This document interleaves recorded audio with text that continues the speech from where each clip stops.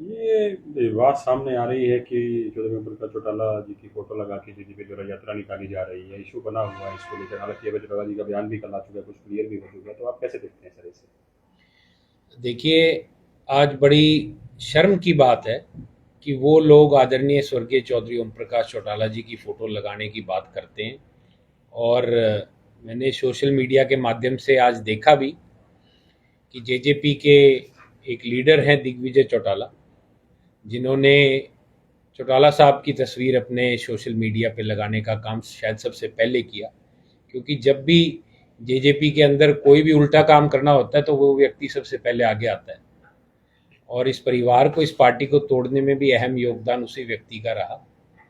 आज उन्होंने चौटाला साहब की फोटो लगाई तो मैं दिग्विजय चौटाला से, आप प्रेस के माध्यम से यही पूछना चाहूँगा, बतौर इनेलो का एक सदस्य होने के नाते और इस परिवार का एक सदस्य होने के नाते, कि वो दादा जो उनके चौधरी ओम प्रकाश चौटाला जी को, जिनको आज वो इस दुनिया में नहीं है और इतना मान सम्मान और प्यार जेजेपी दिखाने का काम कर रही है, चौटाला साहब दिग्विजय की शादी में क्यों नहीं गए? चौटाला साहब ने उन लोगों को गद्दार क्यों कहा?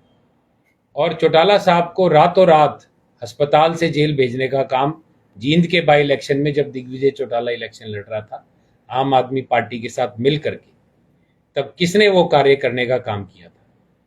आज कहीं पे चुल्लू भर पानी भी उनको नजर आए तो उसमें डूब मरे। मैं आप प्रेस के माध्यम से ये बात कहना चाहूँगा, जिनको जीते जी मान सम्मान नहीं दे पाए, जिनकी आदेशों को की पालना नहीं कर पाए, जिनको आदर सम्मान नहीं दे पाए, आज उनके साथ, उनके ना होने के बाद और हरियाणा प्रदेश की जनता के साथ, इनेलो के सभी साथियों के साथ ये खिलवाड़ करने का काम ना करें। नहीं तो इस पार्टी के जो मुखिया हैं, वो कोई ये थोड़ी है कि जैसे एक पुराने समय की कहावत थी कि जब उस समय अजय सिंह चौटाला जी सरकार के अंदर हुआ करते थे, चौटाला साहब मुख्यमंत्री हुआ करते थे, तो हरियाणा प्रदेश में जनता के बीच में एक बड़ा मैसेज गया था कि जिसकी गाड़ी पसंद आ गई वो गाड़ी उठा करके अजय सिंह चौटाला अपने घर में खड़ी कर लिया करते थे। ये चौधरी ओम प्रकाश चौटाला जी की तस्वीर है, उनका इरादा है, उनका मान सम्मान है। ये इतनी आसानी से जेजेपी वाले नहीं लगा पाएंगे। इसको तुरंत हटाने का काम करें, नहीं तो कानूनी कार्रवाई भी इंडियन नेशनल लोकदल करना जानती है। और अभय सिंह चौटाला जी ने तो कल मीडिया के आगे बड़ा खुल करके कहा कि पैर में जूत आता है, और जूत किसको पड़ेगा वो आने वाले समय में आपको नजर आ जाएगा। चौटाला साहब के अंतिम समय में आप भी साथ रहे होंगे, पारिवारिक सदस्य हैं, तो क्या उनका मानना था जेजेपी के बारे में? देखिए, चौटाला साहब ने बड़ा स्पष्ट तौर पे ये कहा था कि ये लोग गद्दार हैं, इन्होंने पार्टी को तोड़ने का काम किया अपने निजी स्वार्थ को लेकर के। और इस बात में कोई दो राय नहीं कि इन लोगों ने हजारों नहीं लाखों पार्टी के जो साथ जुड़े हुए पीढ़ी दर पीढ़ी से जो कार्यकर्ता थे, उनके साथ खिलवाड़ किया।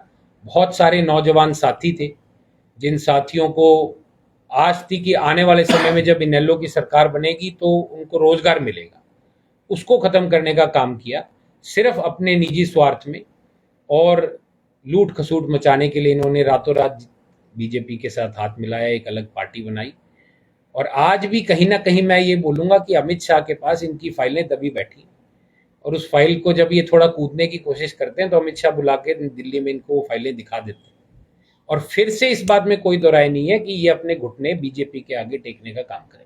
अपनी राजनीतिक जो खोई हुई जमीन है उसे वापस पाने का चौटाला साहब का सारा ले रहे हैं, कोशिश है उनकी। इनके पास जमीन भी नहीं बची राजनीति की।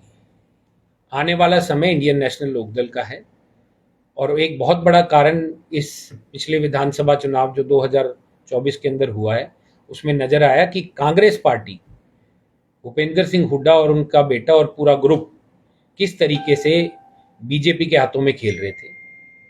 अगर ये जो मौका था 2024 का, ये कांग्रेस ने गवा दिया, तो मैं कहूंगा कांग्रेस पार्टी हरियाणा प्रदेश में कभी नहीं आ सकती। ये सबसे सुनहरा मौका था कांग्रेस पार्टी के लिए। इसी बात को लेते हुए ये सिंडिकेट बनाने की कोशिश की जा रही है कि कांग्रेस का विकल्प जेजेपी और इनेलो मिलके बन सकती है, तो वो दोनों पार्टियां एक होने चाहिए, ऐसा जन भावना हो रही है। इस तरह की बात फैलाई जा रही है, तो देखिए, मैंने टोहाना विधानसभा चुनाव लड़ा था 2024 के अंदर। इंडियन नेशनल लोकदल पार्टी का मैं एक सदस्य हूँ। उस नाते से मैं आपको इस बात का जवाब दे सकता हूँ कि अगर कल को जेजेपी और इनेलो एक होने की बात जो लोग करते हैं, तो कुणाल करण सिंह सबसे पहले राजनीति छोड़ करके घर बैठने का काम करेगा, पर इन लोगों के साथ कदम मिला करके या किसी तरीके से भी हाथ मिला करके इनके साथ चलने का काम नहीं करेगा।